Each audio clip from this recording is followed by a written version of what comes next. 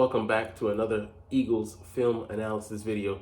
We're going to look at the defense on this turn and see how they fared against the Giants. And yeah, we're grading on a curve here, but there were some positives to be seen.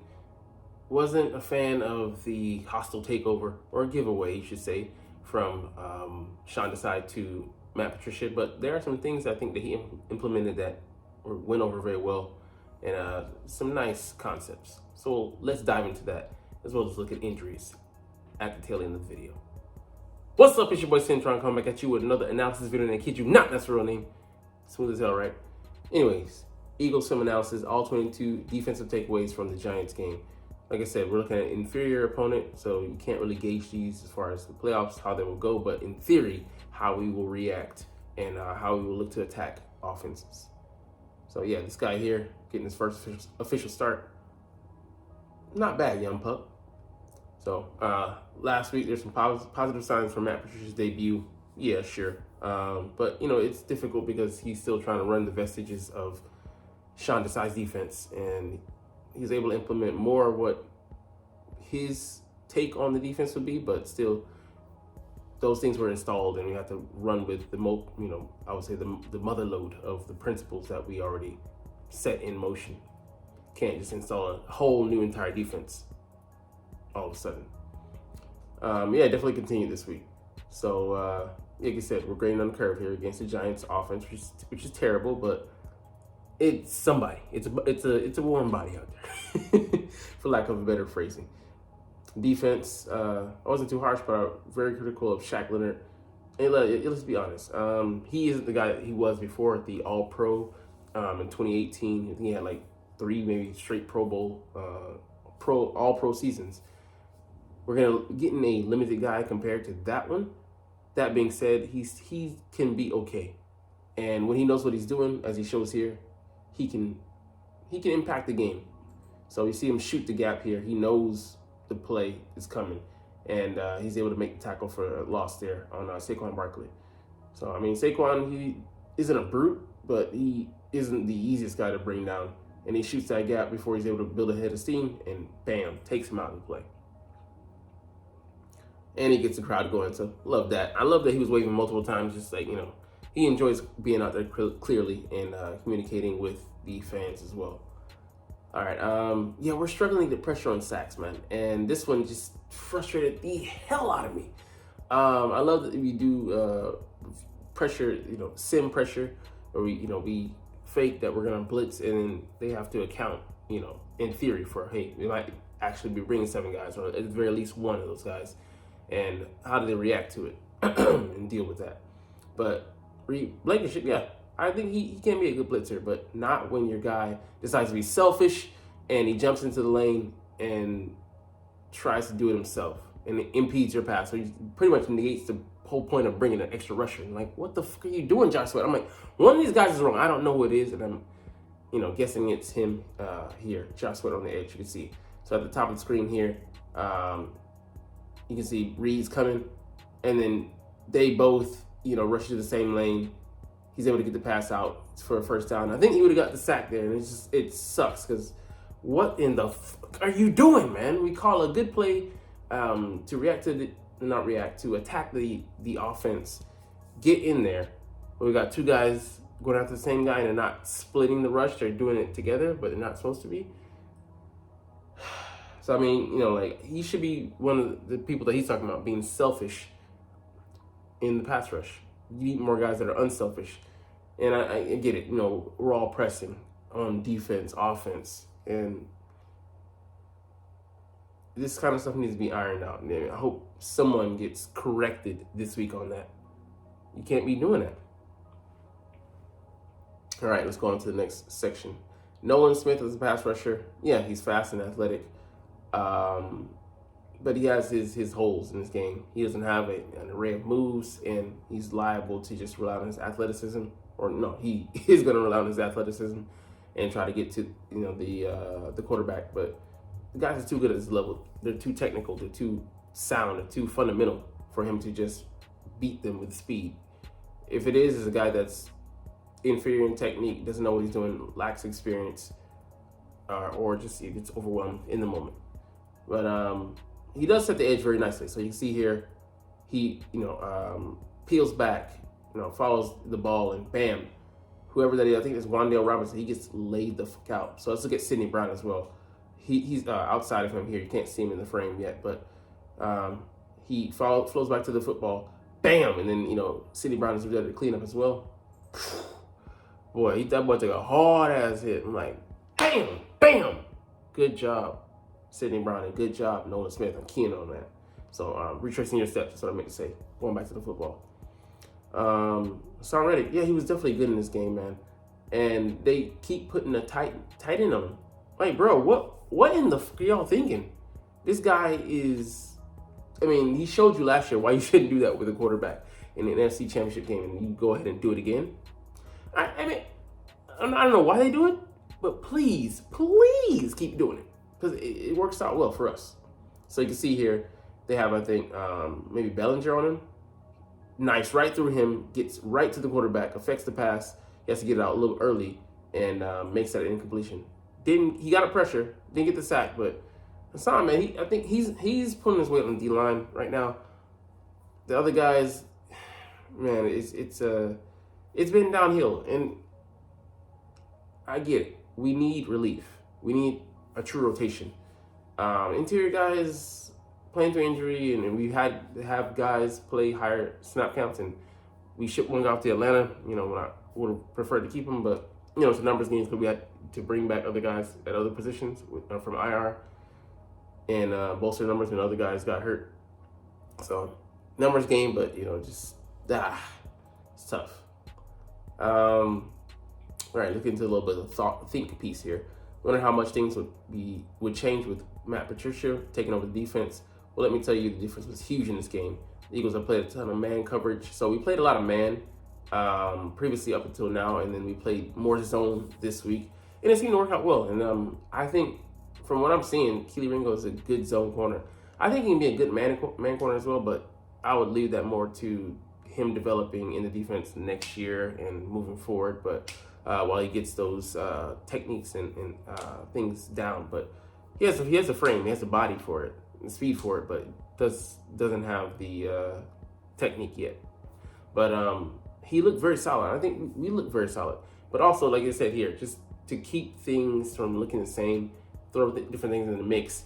They had BG at nose tackle, so I like that. More of it, seeing more of that. We used him like that before. Hey, did it in the Super Bowl when he was rushing against a guard and got the sack on Tom Brady, or the strip sack. But yeah, we were ranked number 1 in the NFL coming in on 3rd and 4th down. 3rd and 4th down with 7+ yards to go. I'm playing man coverage, but play more zone here. Like I said, if it works, have at it. So let's see here, like how these guys play it. So you can see like they're covering all the cutoffs here, and it works pretty well for us. We force Tommy DeVito to hold onto the ball, and that Shaq has the only sack of the game, coming from the linebacker position there. So it works out very well for us. And like I said, it's take this with a grain of salt because it is the Giants that we're playing up against, but you got to play against somebody. You don't only play who's on your schedule. That's what we kept telling people last year, and what people saying now in turn as an excuse this year. Well, who's on the schedule? Why the Cowboys lost 2 weeks in a row? Anyways, we're gonna get to that later.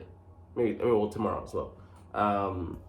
But yeah, we switched it up against the bunches. They were killing us with man coverage. We went in zone, and lo and behold, what the hell do you know? We can handle it, the switch offs.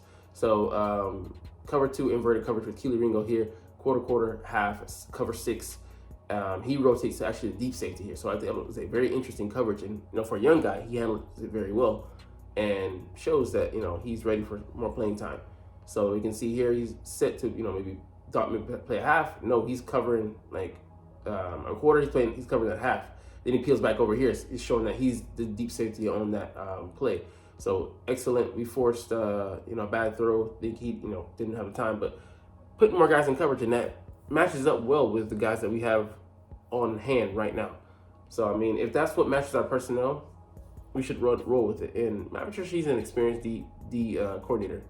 So I was against the move, but if we're gonna show improvement, I get it, man. It's a results-driven league, and it is what it is. All right, Ben Van Sumeren, a UDFA undrafted free agent, making his first ever start. He had some good and some bad, but I thought he showed more than anything good potential. So you can see him here blitzing, or run blitz, but he shoots the gap because he recognizes, he knows this play. So that's the only thing that's working up against him, technique as well as experience. He doesn't have it, and this is a high level of talent that he's putting up against here in the NFL, and him being in his rookie year. So, but look at him here. None of our linebackers can move like this. The guy runs a 4.45. He shoots that gap and bam, affects that tackle. He only gets one hand, but he's coming in so fast that his help is also coming there with him. He's able to get Saquon down there on the ground, assisting that heavily. But that speed makes a hell of a difference. And I know Kobe Dean he could develop into our best linebacker, but I'd love to see him challenge for, like they're saying here in the article, for a spot in training camp where he's challenging for one of the starting linebacker positions. Because let's be honest, we're not going to invest heavily into that position. I was shocked this past year when we invested a 3rd round pick in Kobe Dean. Not this past year, but 2 years ago now. But that's the highest that I think how he's going to ever be willing to go. Let's just, the guy just, he's a slam dunk. Not a first rounder. I would see a second rounder being the highest I could see how we going. Because we did draft Michael Kendricks, who was athletic as hell as well. Ran a 4.4 as well. And just didn't pan out with us, but he was a solid player in spurts. But yeah, man, I'd love to see Ben Van Sumeren next to Kobe Dean or someone, because I don't think we're gonna we might try to bring back Zach Cunningham on a 1-year contract, cheap deal, but Nicholas Morrow, I don't think he comes back. So we'll see how that how things work out. But I'd love a Patrick Queen level talent. Just get us one coverage linebacker, and that's all I'm asking for. But it might be too much. Anyways, this play here was on a short field after the special teams gaff where Olamide Zaccheaus ran into Boston Scott, who was carrying the ball on the kickoff return, and splat, he fumbles the ball. The Giants recover. They're in prime position. Shout out to Simmons, Isaiah Simmons, for forcing that play and recovering the ball. But nobody covers this gap here. So we got a guy here, this is A, then B, then C gaps. So nobody covers the B gap here. And just got 2 guys in place, and two guys on place, not meat on meat. That's not where you want to be. All right, let me chill. All right, let's run a play. But Ben Van Sumeren and Reed Blankenship go to the same area. They both hesitate too. Saquon, easy money. Go to the place where nobody's occupying, walks into the end zone, and it makes the game 20-10 at that point. So instead of going and driving down for points, we're letting them put points on the board by no fault of anybody but special teams. Here, Shaq Leonard just can't keep up. I like that they showed a 7-man blitz, but both linebackers have to drop in the coverage, and then Shaq is a little bit limited at this point. And we actually do get back in the coverage, but Shaq isn't able to hunt down Tyrod. Tyrod's an athletic guy, and so if you play the angle wrong, you don't trust your body, you could get played. So we'll see here. Shaq kind of come in here.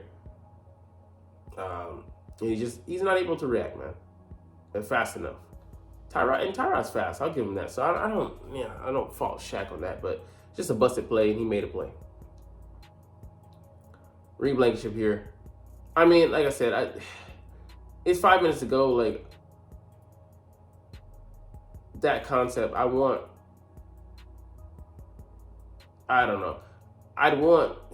Keely Ringo to fall back, be my speed guy, and then Reed to cover the short area. So I'd like them to switch responsibilities, but technically they were covered on that play. Reed was peeking into the backfield. He shouldn't have been, and that's what cost him. So right here, he needs to turn and run. He waits until that instance. So he thinks that the guy is maybe going to the running a deep in or something like that. Nah, he misread it. That's on him. He'll be the first one to tell you that he took the blame on that. But I still didn't like the responsibility. The coverage was fine, but anytime that Slayton is their number 1 receiver, and he's a burner. I think he runs a 4.3 as well. So anytime you put him on, I don't care if it's a top safety, unless he runs comparable 40 time. Nah, I'm not gonna put him on there. Darnell Savage, okay, I'm fine with that. But Reed Blankenship is not that guy. So, but yeah, they did learn their lesson from last week. On the last drive, we didn't see any single high coverages. It was, two safeties covering, two deep safeties. So limiting like explosive plays type coverage, but I'm fine with that. And things like this do happen, but like I said, whose responsibility is this? Whose area? Because you see it's coming through here, and he's running with him. But Keely Ringo, it's not his responsibility. He was falling back. So I put on the two players there. James Bradbury just not showing up good in coverage, and no surprise there. But we had a hole in that area where it should have been covered because we had enough guys there. They had almost like a diamond, 4/1 there, with guys being in the area. But two guys really shouldn't not have let that slip past them. But ish happens, But overall, a better week. And like I said, against lower competition, the Seahawks are not as bad as the Giants, even though they haven't played up to their talent level. We'll get another bad offense with the Cardinals, but they still have Kyler Murray, who's faster and a better passer at this point in his career than Tyrod Taylor. So we'll see how that goes. But let's get to the injuries and evaluate who's going to be out there. So this guy's still not going to be out there. Darius Slade knee surgery. So I'm like, they said that he'll be back by the end of the season. Don't force it. But I'd hold him out into the playoffs. Zach Cunningham, questionable, limited all week. Still better than last week when he was DNP, did not practice. Nicholas Morrow, limited, no injury designation, so he should be good. But, we need linebackers, so I wouldn't stretch it.